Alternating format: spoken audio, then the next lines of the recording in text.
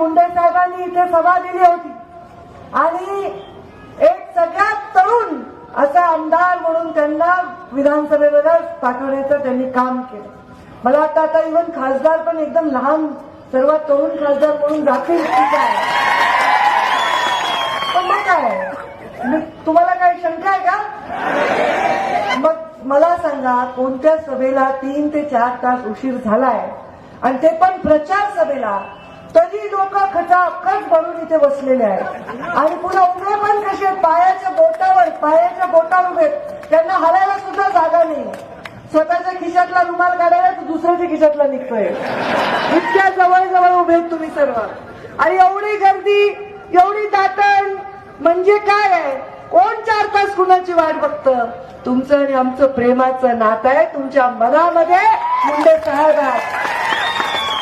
आज शिवसेनेचे उमेदवार उभे आहेत, हिंगोलीमध्ये उभे आहेत, परभणीमध्ये उभे आहेत, ओमराजे उभे आहेत. सर्व शिवसैनिकच्या उमेदवारांच्या प्रचाराला मी गेलेली आहे, कारण आमची तशी नाळच आहे. मुंडे साहेबांनी आणि प्रमोद महाजनांनी त्यावेळी युतीमध्ये स्वर्गीय बाळासाहेब ठाकरे यांच्या आशीर्वादाने युती केली आणि पहिल्यांदा सत्ता परिवर्तन या महाराष्ट्रामध्ये झालं. आणि आज आम्ही परत युतीमध्ये असल्यामुळे आमची ताकद जी आहे, आम्हाला 10 हत्तींचं बळ आलेलं आहे आणि आमच्या समोर हे काँग्रेस आणि राष्ट्रवादी असे उडून जाणार. कारण काय आहे? काँग्रेसला उमेदवारच मिळत नाही. कोणाला उमेदवारी घेता करे म्हणून त्यांना जावं लागतंय. एक जमाना असा होता की काँग्रेसकडे उमेदवारांची रांग अशी लागायची आणि लोकांना उमेदवारी त्यांना शक्य व्हायचं नाही. पण आता त्यांना उमेदवार देणं शक्य होत नाही.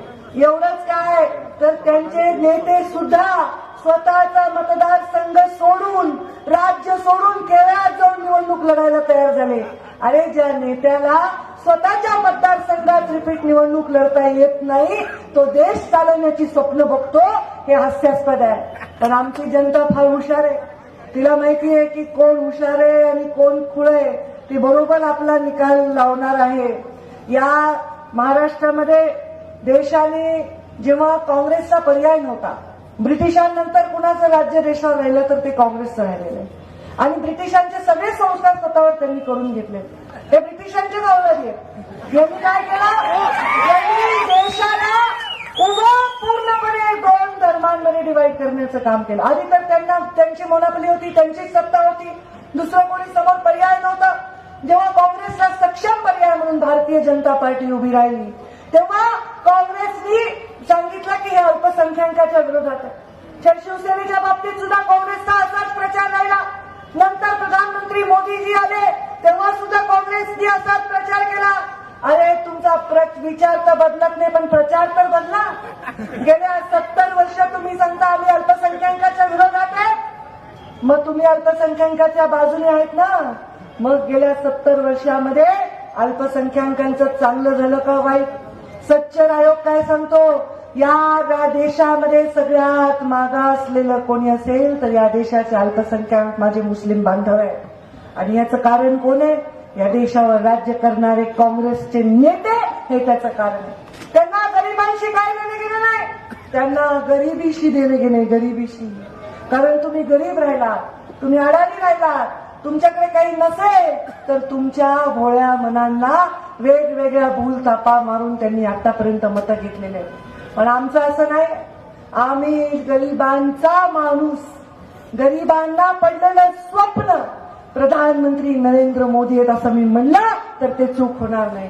अरे प्रधानमंत्र्याच्या पोटी त्यांनी जर फोटो नाही घेतला तरी चालते, बरोबर करू नका. ए बाबा मोदीचा फोन आहे घेतला नाही तर ठेव. हा जोरजोर फोन.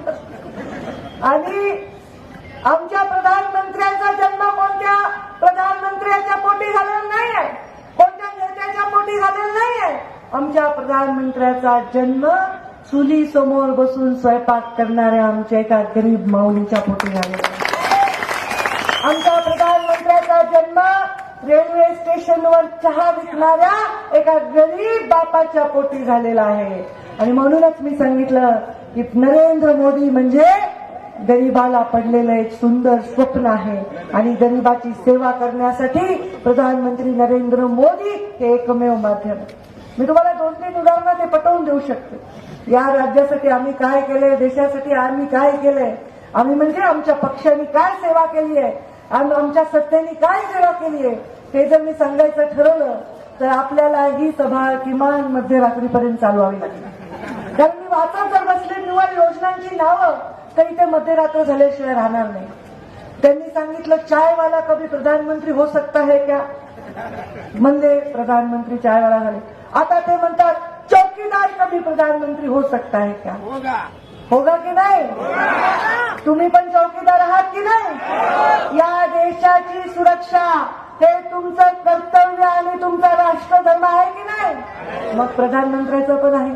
मग प्रधानमंत्र्याच्या काळामध्ये या देशामध्ये अनेक वर्ष आपल्या देशामध्ये आतंक माजवणाऱ्या या शत्रू राष्ट्राला त्याची लायकी दाखवण्याचं काम जर कोणी करू शकत असेल तर प्रधानमंत्री नरेंद्र मोदी. आपल्या सैनिकांवर केलेल्या भ्याड हल्ल्याला सर्जिकल स्ट्राईकने उत्तर देण्याचा पहिल्यांदा इतिहासामध्ये काम प्रधानमंत्र्यांनी केलं. सांगा बरं, जेव्हा बॉम्बस्फोट झाले मुंबईमध्ये, आपल्या ताजमहल हॉटेलवर हल्ला झाला, अजमल कसाबला पकडलं, काय केलं तेव्हाच्या सरकारने? काय उत्तर दिलं त्यांनी? आणि आता त्यांचे नेते म्हणतात की आम्ही देशद्रोहाचा कलम काढून टाकू, आमच्याकडे सत्ता द्या, आम्ही देशद्रोहाचा कलम काढून टाकू. असं जर म्हणले तर कोण तुमच्याकडे सत्ता देणार आहे? कोण देणार आहे? देशद्रोहाचा कलम काढून टाकू. या देशामध्ये तिरंग्याचा अपमान झाला, आवडणार आहे तुम्हाला? तुम्हाला आवडणार आहे? अरे या देशामध्ये तिरंग्याचा अपमान झालेला या देशातल्या कोणत्याही माणसाला आवडणार नाही आहे. या देशामध्ये ज्याच्या गळ्यामध्ये हिरवा गमछा आहे त्यालाही आवडणार नाही आणि ज्याच्या गळ्यामध्ये भगवा गमछा आहे त्यालाही आवडणार नाही. तुम्ही कोण ठरवणार की माझ्या देशाच्या लोकांना कोणत्या समाजाला देशावर प्रेम असायला पाहिजे? या देशात श्वास घेणारा प्रत्येक माणूस या देशावर प्रेम करतो, फक्त काँग्रेसचे नेते सोडून. कारण या देशाचं चांगलं व्हावं असं त्यांना वाटलं असतं तर 70 वर्ष स्वातंत्र्यानंतर आमच्या देशामध्ये गावामध्ये दोन्ही बाजूला रांगा लावून लोक शौचाला बसले नसते. 70 वर्ष. माझं लग्न झालं तेव्हा 2001 साली माझा नवरा अमेरिकेहून आला. त्याच्याबरोबर 4-5 आमच्या नवऱ्याबरोबर मित्र फॉरेनर आले. मग मी नंतर जेव्हा अमेरिकेला गेले आम्ही सगळे जेवायला ते माझ्या घरी आले आणि ते मला आमच्या लग्नाचे फोटो दाखवत होते. लग्नाचे फोटो दाखवता दाखवता त्यांनी फोटो दाखवून हसायला लागले आणि सगळे फॉरेनर हसायला लागले. म्हणून हातामध्ये फोटो घेतला तर रस्त्याच्या कडेला बसणाऱ्या शौचाला बसलेल्या लोकांचे फोटो त्यांनी काढले होते आणि ते त्याला हसत होते. लाज वाटत होती मला आणि मी विचार केला कोणी महासत्ता बनायच्या गप्पा माराव्या. ज्याच्या घरी छत डोक्यावर स्वतःचं नाहीये अशा माणसं ज्याच्या देशामध्ये लाखोच्या संख्येने आहेत त्यांनी काय गप्पा मारायच्या, महासत्ता बनायच्या. ज्याला आपल्या देशातल्या लोकांना सडकेवर रांगेमध्ये शौचाला बसलेले बघून लाज सुद्धा वाटत नाही अशा लोकांनी काय महासत्ता बनायच्या, गप्पा मारायच्या. या देशामध्ये हजारो लाखो लोक असे आहेत ज्यांचं साधं बँकेमध्ये अकाउंट नाहीये. अशा लोकांनी काय महासत्ता बनायच्या, गप्पा मारायच्या. आज प्रधानमंत्री नरेंद्र मोदींनी या देशाला स्वच्छता अभियान दिलं. नुसतं स्वच्छता अभियान म्हणजे शौचालय बांधले नाही, राजकारणामध्ये सुद्धा स्वच्छता आणण्याचं काम त्यांनी केलेलं आहे. आणि आज 100% बेसलाईन सर्व्हेमध्ये आपण शौचालय बांधले. तुमच्यापैकी किती लोक असतील ज्यांना 2014 मध्ये ज्यांच्या घरी शौचालय नव्हते? ग्रामीण भागातून आलात की नाही? आज किती लोकांकडे शौचालय? सगळ्याकडे. हात वर करून बरोबर. तुमच्यापैकी किती लोकांकडे जनधनमध्ये अकाउंट नव्हते 2013 साली? किती लोकांकडे अकाउंट होते 13 साली? आज किती लोकांचे बँकेमध्ये अकाउंट आहेत? हात वर करा बरं. बघा, घरी बायको जेवायला घालते ना, गरम गरम घालते ना. चुली पुढे किती बायका स्वयंपाक करत होत्या बरं 4 वर्ष आधी? हात वर करा की. अरे बापरे, तुम्ही सरपंच जात होतात की नाही? आता गॅस उज्ज्वलाच्या माध्यमातून किती लोकांच्या घरी आलाय? हात वर करून जाणार. बापरे. मग आम्ही हे सगळं केलं. प्रधानमंत्री आवास मधनं घर दिलं, जरा स्वच्छता अभियानामध्ये शौचालय दिलं, तुमचं अकाउंट बँकेचं उघडलं, तुमच्या बायकोला चुली समोरून गॅस समोर बसवलं. कारण बायका नाहीत म्हणून तुम्हाला सांगेल, धुरकट भाकरी खायला बरी वाटत नव्हती ना, आता गॅसवरची भाकरी पोळी बरी वाटते का? तुमच्या बायकोला चुलीपासून गॅस समोर बसवलं. या देशामधल्या शेतकऱ्याला पीक विम्यामध्ये एक मोठी क्रांती करून करोडो रुपयाचा पीक विमा हा दरवर्षी या शेतकऱ्याच्या अकाउंटमध्ये डायरेक्ट जमा करत की नाही. तुम्हाला विमा मिळाला की नाही? राज्य विमा मिळतो की नाही? विमा मिळाला? बोंडअळी मिळाली मागच्या वर्षी, आता आळीच पडली नाही तरी अनुदान पाहिजे का? बोंडअळीचं अनुदान मिळालं की नाही? कर्जमाफी किती लोकांची झाली? चांगले प्रामाणिक लोक राहतात तुमच्या इकडे. कर्जमाफी झाली, बोंडअळी मिळाली, खरीपाचं नुकसानीचं अनुदान आता सुरू झालंय वाटप करायला, आणि शेतकऱ्याला 6,000 रुपये हेक्टरी शेतकऱ्याला सन्मान योजना सुरू केली की नाही मोदींनी? त्याच्यातले 2,000 रुपये आता वर्ग सुद्धा झाले. 72,000 कोटी या देशामध्ये केवळ आणि केवळ शेतकऱ्याच्या अकाउंटमध्ये जमा करण्याचं काम प्रधानमंत्री नरेंद्र मोदी. आणि ते म्हणजे शेतकरी विरोधी सरकार आहे. कोण म्हणते शेतकरी विरोधी सरकार आहे? सगळे दलाल म्हणते शेतकरी विरोधी सरकार. त्यांना बियाणे पैसे खाता येत नाही. या राज्यामध्ये आपण आमदार असताना विरोधी पक्षामध्ये आपण आंदोलन केले खतासाठी, बियाण्यासाठी. अरे बियाण्याच्या खताच्या रांगेमध्ये गोळीबार झाला यांच्या राज्यामध्ये. त्या मावळमध्ये पाण्याच्या योजनेमध्ये गोळीबार झाला यांच्या राज्यामध्ये. आणि पाण्यासाठी गोळीबार होतो, खतासाठी गोळीबार होतो, बियाण्यासाठी गोळीबार होतो. आता सांगा कुठे लाईन लावावी लागते तुम्हाला? ट्रॅक्टरचं अनुदान ऑनलाईन, शेततळं ऑनलाईन, सगळं ऑनलाईन केलंय. मग दलाल म्हणणारच ना सरकार खराब आहे, बरोबर आहे की नाही? सगळं ऑनलाईन केलेलं आहे. तुमच्यापर्यंत डायरेक्ट अकाउंटमध्ये पैसे पोहोचवण्यासाठी अकाउंट सुद्धा उघडून दिलेले आहे. तर प्रधानमंत्री नरेंद्र मोदीच्या नेतृत्वाखाली हे झालं. त्यांच्या राज्यामध्ये आम्ही काम करतो. आमचे मुख्यमंत्री देवेंद्र फडणवीस यांच्या नेतृत्वाखाली आम्ही अनेक अशा योजना राबवल्या. माझ्या ग्रामीण विकास खात्याच्या माध्यमातून जलयुक्त शिवार योजना राबवली. जलयुक्त शिवारची किती कामं इथे झाली.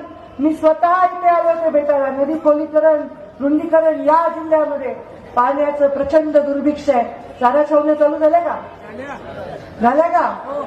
किती चारा छावण्या होत्या मागच्या 31 मार्च पर्यंत? माझ्या बीड जिल्ह्याचं उदाहरण देते. 31 मार्च पर्यंत बीड जिल्ह्यामध्ये 2013च्या दुष्काळामध्ये फक्त 81 छावण्या होत्या. आणि आज बीड जिल्ह्यामध्ये 2019 मध्ये आम्ही 850 छावण्या दिलेल्या आहेत एकट्या बीड जिल्ह्यामध्ये. त्यातल्या त्यात 3च तालुक्यामध्ये. म्हणजे आम्ही शेतकऱ्याला आता त्यांना मालक बनवले. पहिले छावणीवाला मालक होता, तो 10,000ची छावणी लावायचा, 5,000ची छावणी लावायचा आणि शेतकऱ्यालाही दावणीला बांधून ठेवायचा. आता आम्ही काय केलंय? प्रत्येक गावामध्ये छावणी देण्याचा आम्ही निर्णय घेतला. पुन्हा छावणीला संख्या सुद्धा त्याची मर्यादा काढून टाकली. त्यामुळे आता छावणीवाला नाही, मालक झाला जनावरवाला. आता छावणीवाला त्याला ऑफर देतो, माझ्या छावणीमध्ये ठेव, तुला हे देतो, माझ्या छावणीमध्ये देतो, पण तो मालक झाला. इथे गरीबाला मालक केलं, कारण गरीबाचा प्रधानमंत्री झालेला आहे. आमच्या देशामध्ये सगळं चांगलं आलबेल चाललं की यांच्या फार पोटात दुखतं राष्ट्रवादी आणि काँग्रेसच्या. मी सांगितलं काँग्रेसवाले ब्रिटिशाच्या अवलादी आणि त्यांचं पिल्लू राष्ट्रवादी.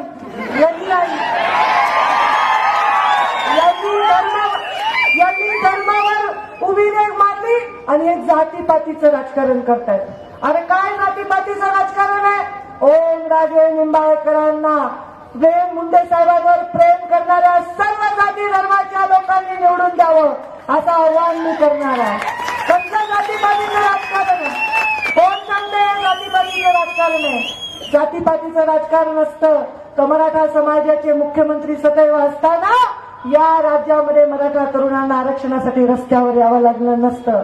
आज एका मुख्यमंत्र्यांनी भारतीय जनता पार्टीच्या ज्यांना जातीवरून हिनवत गेले हे लोक राष्ट्रवादीचे, त्यांनी मराठा समाजाला आरक्षण देण्याचं काम केलेलं आहे. आणि मराठा मोर्चामध्ये परळीतच झाला तो मोर्चा.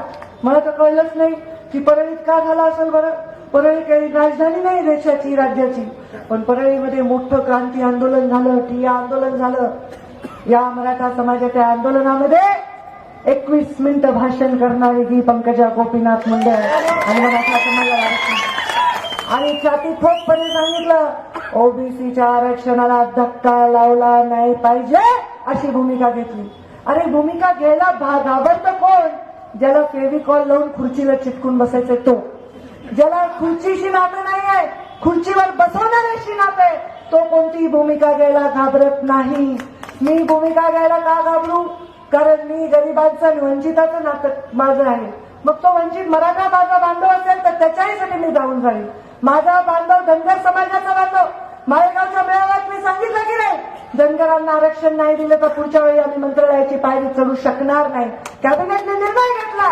धनगर समाजाला सर्व आदिवासींच्या सवलती घेण्याचा निर्णय कॅबिनेटने घेतलेला आहे आणि आता एक सकारात्मक आव्हान देशामध्ये पाठवलेलं आहे.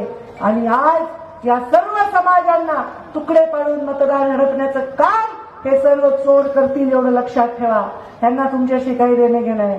या महाराष्ट्राला दुष्काळाच्या भीषण खाईत यांनी लोटलं, त्याच्यातून बाहेर काढण्यासाठी आम्ही 32,000 कोटीची वॉटर ग्रीड मंजूर केली. मराठवाडा सुजलाम सुफलाम होणार आहे. पुढचे 7 वर्षात हा मराठवाडा हिरवागार झाल्याशिवाय राहणार नाही. इस्रायलच्या धर्तीवर बंद पाईपलाईननी प्रत्येक शेतात पाणी देण्याचा प्रोजेक्ट आम्ही मंजूर केलाय. मग एवढं सगळं आम्ही करायचं, एवढं काम करायचं आणि पुन्हा एवढा घसा फोडून आवाज बंदेपर्यंत भाषणही करायचं, सभाही घ्यायची. म्हणजे एवढं सगळं केल्यानंतर त्यांना मतदान देण्याचं काय कारण आहे? एकदा मोदीजींना संधी दिली, खरकटे काढण्यात 5 वर्ष गेले ना आमचे. यांचं किती खराबी करून ठेवली होती या देशाची. खरकटे काढण्यामध्ये 5 वर्ष आमचे गेले, पण आमच्या प्रधानमंत्र्यांनी अत्यंत उत्कृष्ट काम केलं. आणि त्याचीच पावती आहे की फिर एक बार मोदी सरकार हा नाराज होऊन या देशातला सामान्य माणूस परत एकदा सत्ता या मोदीजींकडे देण्यासाठी चाललाय. आता सुद्धा या महाराष्ट्र आणि राज्याच्या सरकार आणि देशाच्या सरकारच्या माध्यमातून जे विकास कामं झालेत, अरे जाऊ द्या, माझ्या माध्यमातून किती झालेत? करोडो रुपयाचं 25-15 हा मी या तालुक्यामध्ये आणि या जिल्ह्यामध्ये दिलाय. 25-15 माहितही होता का?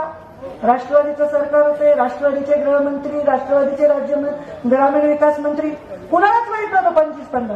आता माझ्या लिफ्टमध्ये काम करणारे लिफ्टमन सुद्धा होतं 25-15. पण एवढा निधी माहीत झाला. मुख्यमंत्री ग्रामसडक योजना कधीच नव्हती. खड्ड्यात महाराष्ट्र पूर्ण खड्ड्यात घालण्याचं काम यांनी केलं. आणि गावामध्ये वाडी बसण्या काढण्यामध्ये रस्ते कसे करावे? पीडब्ल्यूडीचं बजेट तिथे पोहोचत नव्हतं. 30,000 कोटीचा आराखडा आम्ही तयार करून मुख्यमंत्री ग्राम सडक योजना केली. आणि आता मला वाटतं तुमच्याकडे सुद्धा किमान 150-200 कोटी रुपयाचे रस्ते हे मुख्यमंत्री ग्राम सडक योजनेच्या माध्यमातून या जिल्ह्यामध्ये आम्ही दिलेले आहेत. यामध्ये वेगवेगळ्या तीर्थक्षेत्र विकासाच्या निधीचं सुद्धा आम्ही काम इथे केलेलं आहे. या वेगवेगळ्या मागण्या आम्ही पूर्ण केलेल्या आहेत. या सर्व कामांची पावती म्हणून तुम्हाला आम्हाला मतदान द्यायचं आहे. आपण माझ्या सभेला एवढी वाट बघली, बघा सावली आली का नाही? आज आपण या सभेला एवढे तास माझी वाट पाहिली. तिथेच मला वाटतं ओमराजेंचा इथे 100% विजय झालेला. आणि ओमराजे तुम्हाला चिंता करायची गरज नाही. तुम्हाला भाजपा, शिवसेना, रिपाई, रासपा सगळे मदत करणार आहेत. आणि समोरच्या उमेदवाराचे हितचिंतक पण खूप आहेत बरं आहेत का नाही? अरे मी निवडणूक लढवली नाही इकडे, सुरेश दसला निवडून आणला ना. या जिल्ह्याने तो एवढी लीड दिली आम्हाला. हे म्हणत होते यांच्याकडे मतच नाही, हे कुठून लढायले? अरे जादूची कांडी, गोपीनाथ मुंडेंची जादूची कांडी माझ्याकडे आलेली आहे. आणि त्यामुळे बीड जिल्ह्यात सुद्धा राष्ट्रवादीचा मंच रिकामाच आहे. तो नवरदेवासारखा उमेदवार घोड्यावर बसलाय आणि आमचा भाऊ पट्टा घेऊन समोर चालतोय. समोर वराती पण नाही, मागं पण कोणी पाहुणे राहिले नाही. बिनवरातीचं घोडं नवरदेव चालला. कोणी राष्ट्रवादीचा पत्ता नाही, काही नाही. एकमेव जयदत्त क्षीरसागर त्यांचे आमदार होते, ते सुद्धा आम्ही जादूच्या कांडीने आमच्या इकडे घेतलेले आहे. त्यामुळे आता काही राहिले नाही. मग काही नाही झालं तर हे लोक जातीपातीचं राजकारण करणार. दुसरं काय राष्ट्रवादीला येतंय? राष्ट्रवादी पक्षाचा जन्मच जातीपातीसाठी झाला. आणि दुसऱ्यांचे घरं मोडणार, पुन्हा दुसऱ्यांचे घरं मोडण्याचं काम हे लोक करणार. अरे मोठे मोठे घराणे, विखे पाटलांचं घराणं 3-4 पिढ्या जनतेची सेवा केली. ज्या विचारांनी प्रेरित होऊन काँग्रेसमध्ये राहिले, राष्ट्रवादी काँग्रेस बरोबर लढत समाजच्या काँग्रेसचं अस्तित्व टिकवलं, त्यांच्या मुलाला सुद्धा उमेदवारी मिळू दिले नाही. एवढे दुसऱ्याचे मुलं राजकारणात चालले नाही पाहिजे. एखाद्या घरानं राजकारणात मोठं झालं की ते घर फोडा आणि ते संपवा, हे यांचं धोरण आहे. आणि स्वतःचे मात्र सगळे मला तर वाटतं पाळीव प्राण्याला जर उमेदवारी देता आली असती तर ते सुद्धा यांनी उभे स्वतःच्या घरचे केले. त्यांच्या घरचं सगळं मेरिट आहे आणि बाकी लोकांना मात्र राजकारणामध्ये नुसते जोडे उचलायचे. मुंडे साहेबांचं एकच स्वप्न राजकारणात होतं, ज्यांनी कधीही मान वर करून पाहिली नाही अशा माणसाला ताठ मानेने जगायला शिकवणं, ज्याला कधीही कमरेतून वाकून नमस्कार करण्याशिवाय जीवनात काय मिळालं नाही त्याच्या पाठीच्या कण्याला ताठ करण्याचं काम करणं. अरे 4 गोष्टी मिळतील नाही तर नाही मिळतील, एखादा रस्ता होईल, एखादी नाली होईल, एखादं घरकुल मिळेल नाही तर नाही मिळेल, पण आपली ओळख जी आहे ती फार महत्वाची आहे आणि ते स्वाभिमान आपल्याला जो मिळाला आहे तो फार महत्वाचा आहे. हा स्वाभिमान कधीही कुणासमोर घाण टाकायची गरज नाहीये. आज सरकार आले ते सामान्य माणसासाठी. मी सांगितलं मराठा आरक्षण, धनगर आरक्षण, 10% सवर्णांना आरक्षण, सगळ्या समाजांना सोबत घेऊन जाण्याची भूमिका, शेतकऱ्यांच्या प्रति सहानुभूती आणि शेतकऱ्यांच्या विकासाची भूमिका, शेतकऱ्यांना हमीभाव देण्याची भूमिका, हे सगळं जर कोणी केलं आहे तर हे आमच्या सरकारने केलं. मग दुसऱ्या सरकार आणायचं कशाला? मग यांचं खासदार पण येणार नाही, आमदार पण येणार नाही. तुम्ही सर्वे बघायला त्यांचे खासदार तर येणारच नाहीये, तर कशाला वाया घालायचं आपल्याला? मग सरकार तर मोदींचंच येणार आहे. मग आपण सत्ताधारी पक्षाचे मतदार व्हायला काय हरकत आहे? विरोधी पक्षाचे मतदार होऊन उपयोग नाही. सत्ताधारी पक्षाचे आपण सर्व मतदार व्हा. अशी सत्ता जी सामान्य माणसासाठी आहे, सामान्य माणसाच्या हितासाठी आहे. आपल्या सर्वांना मी आवाहन करते, माझ्या समोर सभेमध्ये जे उपस्थित आहेत त्यांनाही आणि जागोजागी या जिल्ह्यामध्ये कानाकोपऱ्यात जे आहेत त्यांनाही आपण सर्वांनी मी त्यांना आवाहन करते की आपण ओमराजेंना प्रचंड प्रचंड प्रचंड मतांनी निवडणूक मध्ये विजयी करा आणि या मराठवाड्याच्या विकासामध्ये प्रीतमताईंच्या सोबत अजून एक माझा भाऊ संसदेमध्ये पाठवण्याचं काम तुम्ही करा. जर माझे इथे 2-2 आमचे लोक तिथे असले तर कोणते दिलं मंजूर करून घ्यायला आम्हाला फरक पडतो की नाही? तसंही आम्ही तिकडे बंधू जाधवकडे पण जाऊन आलो. मला तर वाटतं की मराठवाड्यामध्ये फार काही लॉटरी यांची लागण्याची शक्यता नाहीये, एकही जागा त्यांची येण्याची शक्यता नाहीये. त्यामुळे आपल्याला आपल्या खासदाराला तिथे पाठवून हक्काने नरेंद्र मोदीकडनं विकास करून घ्यायचा आहे. आता माझ्या बहिणीची निवडणूक सोडून मी आले, तुम्ही माझा मान ठेवणार आहेत का? नाही तर पंकजा मुंडेची सभा झाली, सगळे ऐकले, टाळ्या वाजवले गेले घरी. तसलं नाही पाहिजे. इथे जे ठरवलंय तेच झालं पाहिजे. माझ्या सभेने ठरवलं झालं तरच मला व्हॅल्यू येणार, नाही तर मला कशाला बोलवतील सभेला? बरोबर आहे का? नहीं तो भाषण चांगलं करायला म्हणून ऐकायला टाळ्या वाजवले, तसं नाही झालं पाहिजे. हमारे यहाँ मुख्तलिफ कंपनियों के इलेक्ट्रॉनिक्स और प्लास्टिक के तमाम सामान और फर्नीचर दस्तियाब है. एक मरतबा तशरीफ लाकर खिदमत का मौका दे. Proprietor Hafiz Madarullah Baig, Azhar Baig, Al Barkat home appliances, furniture and electronics, टायरबोर्ड, देगलू नाका, नांदेड़.